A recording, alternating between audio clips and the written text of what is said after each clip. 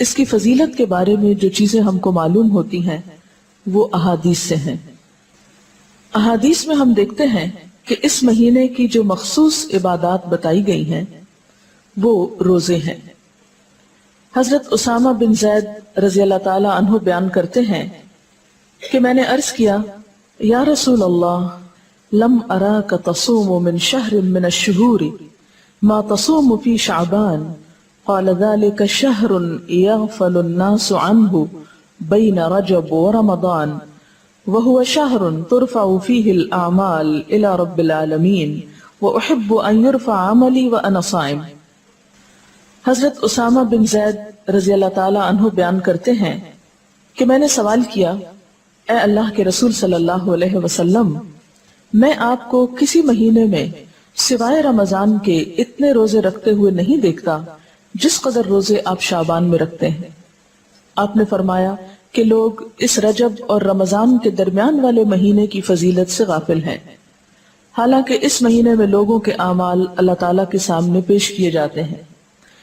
میری چاہت یہ ہے کہ میرے اعمال اللہ تعالیٰ کے سامنے میرے روزے کی حالت میں پیش ہوں۔ یہ روایت جو ابھی میں نے آپ کے سامنے رکھی یہ ابو داؤد اور نسائی کی ہے۔ ایک اور روایت میں ہے، ترمذی کی روایت میں ہے، حضرت ام سلمہ رضی اللہ تعالی عنہا فرماتی ہیں، ما رأیت النبی صلی اللہ علیہ وسلم یصوم شہرین متتابعین الا شعبان ورمضان، کہ میں نے رسول اللہ صلی اللہ علیہ وسلم کو 2 مہینے پے در پے روزے رکھتے ہوئے سوائے شعبان اور رمضان کے نہیں دیکھا۔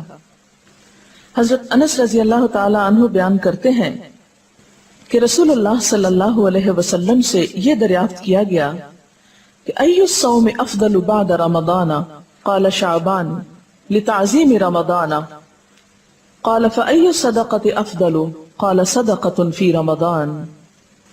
حضرت انس بیان کرتے ہیں کہ آپ صلی اللہ علیہ وسلم سے پوچھا گیا کس مہینے میں رمضان کے بعد روزہ رکھنا افضل ہے؟ آپ نے فرمایا شعبان میں، رمضان کی عظمت کے لحاظ سے، یعنی رمضان کی ایک طرح سے تیاری کے طور پر۔ پھر آپ سے دریافت کیا گیا کس مہینے میں صدقہ کرنا افضل ہے؟ آپ نے فرمایا رمضان میں۔